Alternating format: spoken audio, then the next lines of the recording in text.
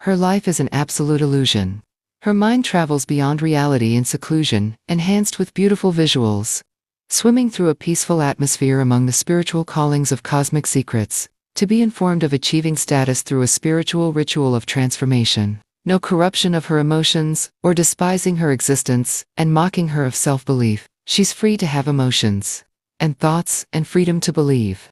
Her mind that's mentally free of people observing, divorced from the nation of threatening her safety.